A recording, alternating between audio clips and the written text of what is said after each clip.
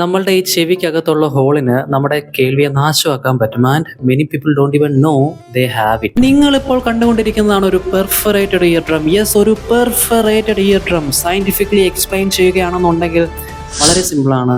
നമ്മുടെ പുറം ചെവിയെയും ഉള്ളിലോട്ടുള്ള ചെവിയെയും സെപ്പറേറ്റ് ചെയ്യിപ്പിക്കുന്ന ഒരു കട്ടി കുറഞ്ഞൊരു തിൻ മെംബ്രെയിൻ ഉണ്ട്. ആ മെംബ്രെയിൻ പറയുന്നതാണ് ഇയർ ഡ്രം അല്ലെങ്കിൽ ടിംപാനിക് മെംബ്രെയിൻ എന്നൊക്കെ. അപ്പോൾ അതിന് വരുന്ന ഹോളിനെയാണ് പെർഫറേറ്റഡ് ഇയർ ഡ്രം അല്ലെങ്കിൽ പെർഫറേറ്റഡ് ടിംപാനിക് മെംബ്രെയിൻ എന്നൊക്കെ പറയുന്നത്.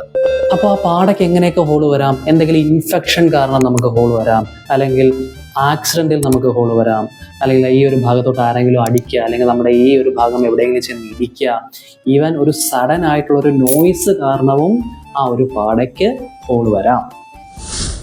എന്തിനേറെ പറയുന്നു, കോട്ടൺ ബഡോ അല്ലെങ്കിൽ വേറെ എന്തെങ്കിലും സാധനം ചെവിക്കകത്തോട്ട് ആ ഒരു സുഖത്തിന് വേണ്ടിയിട്ട് ഇങ്ങനെ ഇട്ടാക്കിയാലും it can happen. And the symptoms include കേൾവിക്കുറവ്, ചെവി വേദന, ചെവിയിൽ നിന്ന് പഴുപ്പ് പോലെ വരിക, ചിലപ്പോൾ ശ്വാസം വിടുമ്പോൾ ചെവിയിൽ നിന്ന് മൂളക്കം പോലെയൊക്കെ കേൾക്കാൻ. And the good news is, ചെറിയ ഹോളൊക്കെ ആണെന്നുണ്ടെങ്കിൽ അത് താനെ അങ്ങ് ഉണങ്ങിക്കോളും. But if they don't, surgery ചെയ്യേണ്ടി വരും. എല്ലാ കേസിലും സർജറി ചെയ്യണം എന്നുമില്ല. കാരണം ഒരാളുടെ പ്രായം, അവരുടെ ഓവറോൾ ഹെൽത്ത്, അങ്ങനെ കുറേ ഫാക്ടേഴ്സ് നോക്കിയിട്ടായിരിക്കും സർജറി ചെയ്ത് ശരിയാക്കാൻ പറ്റുമോ അല്ലെങ്കിൽ സർജറിയിലോട്ട് പോകണോ എന്നൊക്കെ തീരുമാനിക്കുന്നത്.